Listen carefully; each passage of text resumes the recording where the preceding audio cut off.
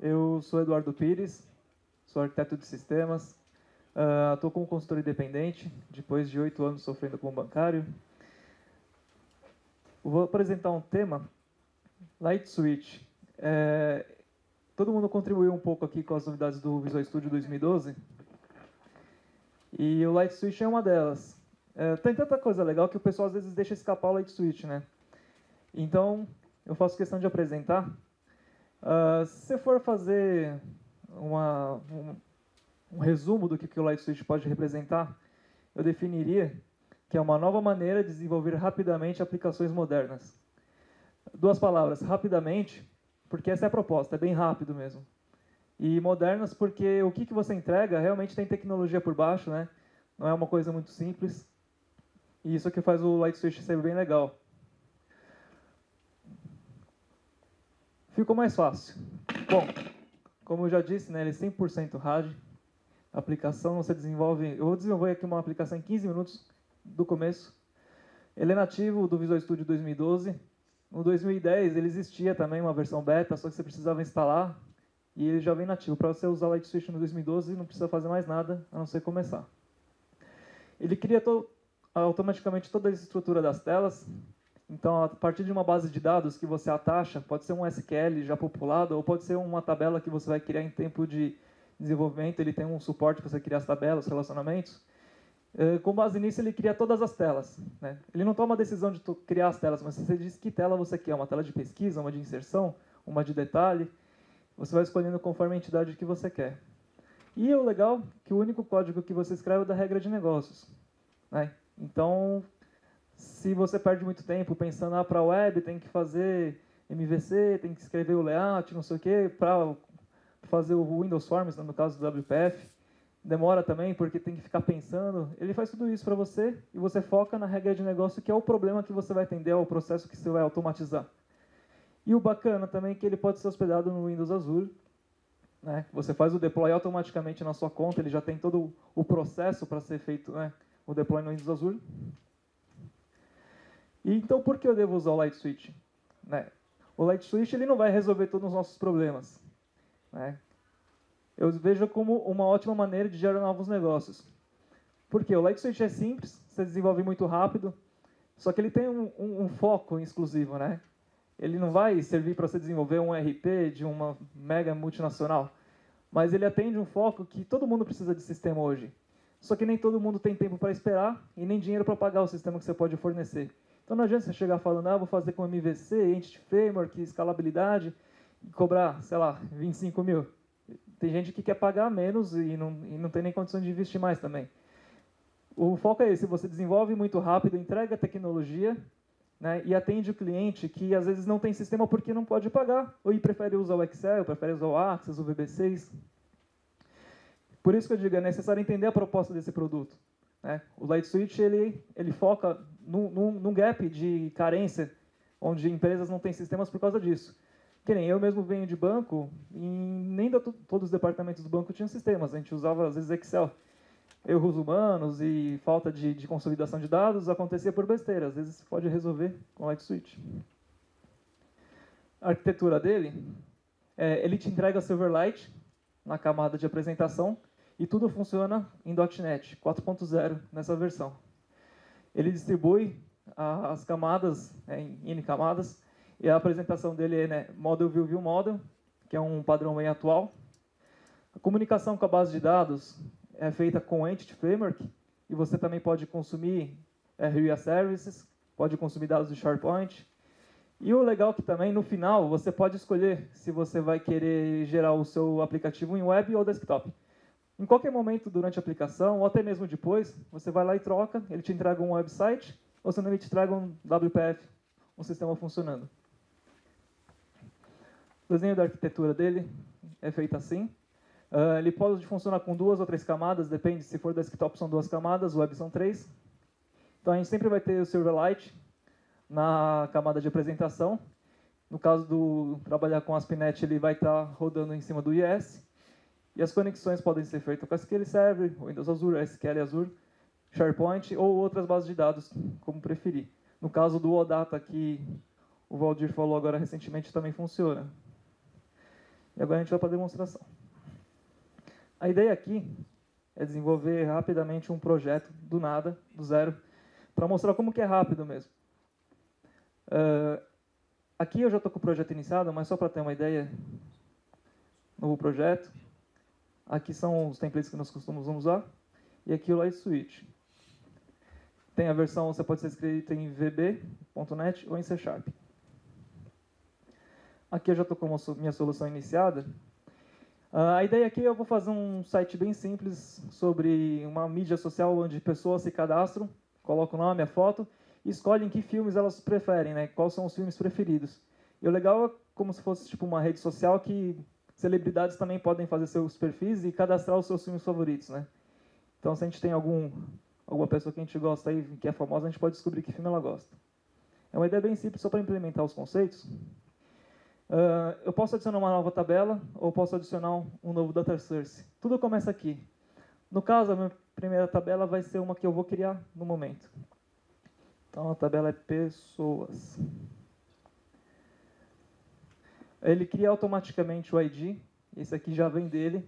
Ele força que você crie, né, uma chave primária nas tabelas. A pessoa tem nome, que é uma string, que é requerida. A pessoa tem sobrenome. Nesse caso, não é requerido. A pessoa tem um e-mail. No caso aqui, ele traz para você formatações especiais. Né, ele trata o tipo de dado. Então, a gente tem o endereço de web, a gente tem telefone, porcentagem, tem o e-mail. Né? Ele já faz o tratamento, inclusive, via expressão regular para você na interface. E a gente tem a foto, que é do tipo imagem. Legal. Aqui na minha tabela, eu posso definir alguns detalhes aqui. Por exemplo, as validações, se tiverem validações. Eu posso criar validações customizadas.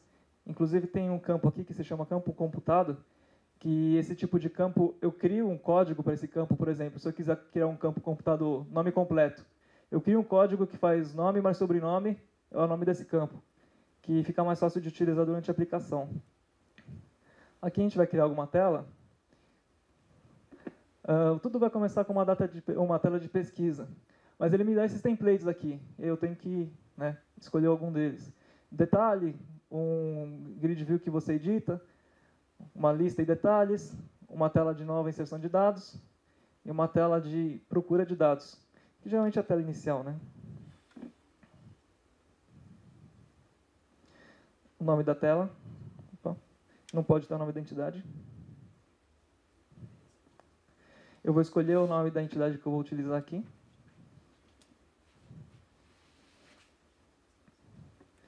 E aqui ele me cria a estrutura da tela, né? Então aqui eu tenho uma tela com o data grid, ele tem um command bar que vai ter alguns eventos se eu quiser. Por exemplo, posso adicionar botões, delete, posso adicionar um botão com código que eu posso preparar durante o meu desenvolvimento. Só para mostrar como que ficou bem rápido aqui, eu vou dar um start só para mostrar para vocês que ele já criou a tela e já criou a navegação.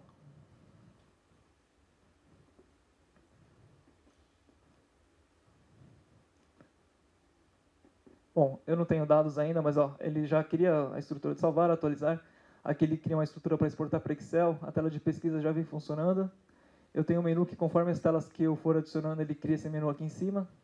Agora a gente vai personalizar esse aplicativo. Imagina que eu estou fazendo um aplicativo que eu vou vender ele. Eu posso aqui em Properties, onde eu configuro algumas coisas. Por exemplo, eu quero colocar um logo na minha imagem, na minha tela. Então eu venho aqui, só um minutinho.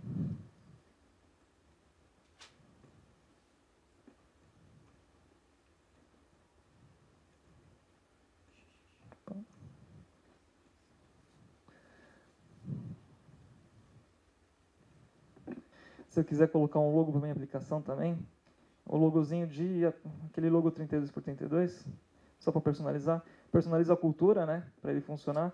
Aqui eu tenho alguns temas. Esse tema aqui é o atual, que ele faz tipo o 2012. Aqui é um tema mais antigo, que era do 2010. Aqui eu defino a minha navegação, então eu posso personalizar, por exemplo, aqui eu escrevi menu, posso definir qual que é a tela inicial, no caso aqui é busca pessoas, e as outras eu mostro depois porque tem que ter mais tela para entender. No caso aqui, então, minhas pessoas, elas vão querer consultar uma base de dados de filmes, né? Então eu vou adicionar uma fonte de dados que no caso pode ser um SQL, um SharePoint, OData, RIA Services. No caso aqui eu vou adicionar uma fonte de dados do Netflix. E o Netflix disponibiliza publicamente uma fonte de dados no formato OData, certo? Deixa eu pegar minha cola aqui. Eu vou colocar aqui, vou acessar o dado da Netflix, um catálogo. Eu não tenho autenticação, é público. E ele vai receber a informação em formato de entidades. Então, ele vai me dar várias entidades, títulos, né, figuras, pessoas. No caso aqui, como é uma referência para filmes, eu só vou querer trabalhar com os títulos. Aqui ele vai me dar alguns avisos, porque nem todos os dados ele consegue trabalhar, fazer relacionamento, mas isso aqui eu não vou precisar deles. É só um aviso que ele me deu. E aqui ele me deu a minha tabela. Ele já queria para mim automaticamente esse formato de tabela, com a estrutura que o OData do Netflix me forneceu. Aqui, inclusive, eu posso personalizar, né? Eu quero transformar isso aqui eu quero especializar nesse meu tipo de dado aqui, por exemplo, que é web address. A minha tabela, ela sempre tem uma summary, que seria assim, se ela tivesse que exibir um nome, um valor, seria uma coluna default. No caso, eu não quero ID, eu quero o nome, que é o nome do filme, por acaso. Legal. Só que eu preciso adicionar uma outra tabela, que são meus favoritos, onde eu vou linkar a pessoa com o filme.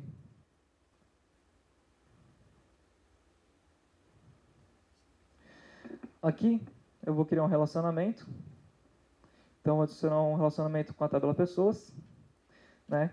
Onde o favorito tem que ter uma pessoa e uma pessoa pode ter um favorito. Ok? E vou adicionar um outro relacionamento com a tabela de títulos. Só que aqui é um relacionamento mais simples, né? Que um favorito tem que ter um título e um título pode ter vários tipos de favoritos. Vários favoritos de várias pessoas. Legal. Aqui eu posso dizer que eu não vou exibir esse title ID, não me interessa esse dado. Ele tem que estar aqui só para fazer a ligação. E aqui eu vou criar uma outra tela agora, que é o input de dados de pessoas.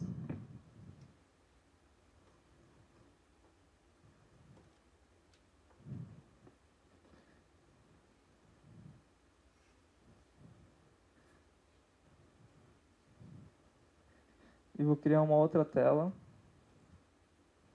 de detalhes de pessoas com os seus favoritos.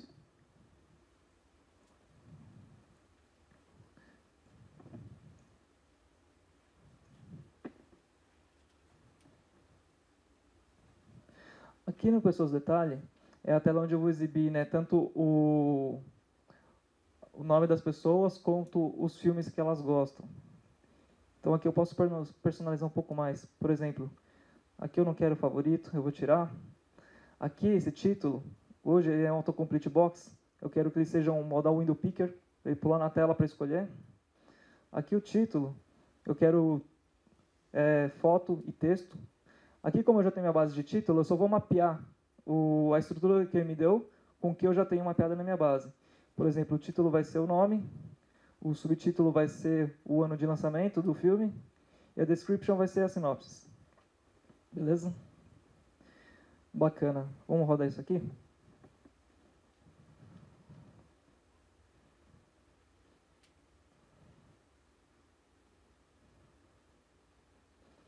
Ele já criou o menu. Eu venho aqui, incluir pessoa. Então, vou incluir, vai. Eduardo.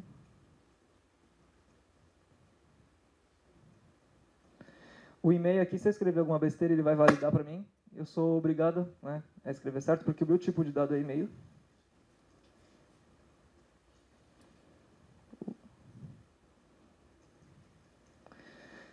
E a foto. Isso sou eu. Pronto, incluiu.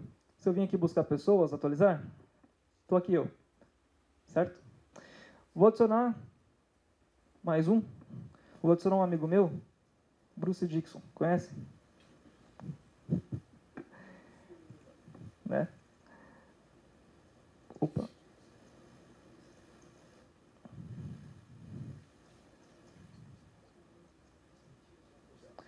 O nome dele é Bruce, @ironmaiden.uk. O Bruce também tem foto. Tá lá. Legal. Então aqui eu tenho meu cadastro, eu tenho as pessoas que eu cadastrei. Se eu clicar aqui, né, ele também eu posso editar aqui. Eu posso adicionar quantas pessoas eu quiser, eu posso exportar isso para Excel. A pesquisa já está funcionando, eu não preciso escrever código nenhum. Certo? Então, o Bruce gosta de filmes. Que filme ele gosta? Vamos descobrir. Aqui, ele está lendo o meu catálogo do Netflix. Vamos depender um pouco da internet aqui, ó. Tá lá, todos os filmes que o Netflix disponibiliza. Isso, para não trazer imagem. É que você não teria que marcar a entidade de imagens também, ia pesar um pouco. Mas aqui eu tenho o nome do filme, o ano de lançamento e uma sinopse. Né? Então o Bruce gosta do Killer Inside Me. Bacana. Salvei. Só que eu quero mais informações, né, sobre esse filme. Eu não quero só mostrar o nome dele. Aqui, em tempo de execução mesmo, a gente pode vir aqui, criar tela e trabalhar os dados dessa tela. Né? Então ele monta toda a estrutura dele para você aqui, ó, você clicando, ele vai te selecionando onde que você está, né? Então, por acaso, aqui, no caso do título, eu quero mostrar como link. Certo? E aqui, por acaso, também eu quero que a minha barra de títulos tenha um tamanho fixo de pelo menos uns 200 pixels. Ok. Salvar. Então, ele criou um link. E agora eu trago todos os dados do filme. Eu não criei essa tela. Ele criou para mim com base nas estruturas de dados que o Netflix ele consumiu do Netflix. Ele é inteligente nesse ponto, eu não preciso me preocupar com a tela. Que nem aqui, por exemplo, a tela está um pouco curta, mas aqui eu disse que é o URL, ó, ele tem um URL. Se eu abrir aqui, ele vai abrir o Netflix. Beleza? Bom, nosso projeto aqui é esse. Você pode personalizar ele, né, de algumas formas, você pode deixar esse menu aqui com mais itens de telas, você pode fazer muitas coisas e sem escrever nenhuma linha de código, mas lógico, a gente programa e esse aqui é um CRUD bem simples, né? Às vezes precisa de uma regra de negócio. Então, por exemplo, aqui eu estou cadastrando uma pessoa, eu não quero cadastrar uma pessoa com um e-mail que já pertence a outra. Então, isso é uma regra de negócio meu, eu preciso validar. E eu só posso fazer isso escrevendo código. Então, eu tenho várias opções aqui, que são os eventos, né? Por exemplo, pessoas, né, deletadas, em estado de deleção, inseridas, em estado de inserção. No caso que eu preciso é nesse caso aqui, enquanto ele está inserindo. Né? Para não tomar muito tempo, eu tenho minha colinha aqui. Né? Vou copiar. O que eu estou fazendo aqui?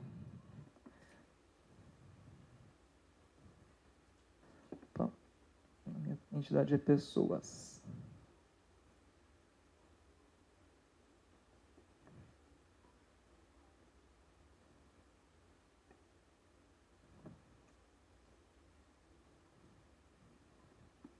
Beleza. Então, o que eu estou fazendo aqui? Estou fazendo uma pesquisa link, né? Utilizando o link para fazer uma pesquisa, onde o dado que ele inseriu, que é esse dado novo, ele vai fazer uma pesquisa na minha base de dados de pessoas, que está no meu workspace, onde o e-mail exista com o e-mail que eu estou tentando cadastrar. E caso seja verdadeiro, eu já dou um exception para ele. Bem simples assim. Então, se a gente for fazer um teste... Oi? Isso, é uma pesquisa link. Eu posso trabalhar com link, se eu tiver um frameworkzinho meu, com aplicações diversas, utilidades, eu consigo atachar no projeto, né? Eu não dependo só do que ele cria. Ele cria para me ajudar, mas eu posso fazer bem mais coisas também. Só para fazer um teste aqui, então, vamos incluir uma pessoa nova.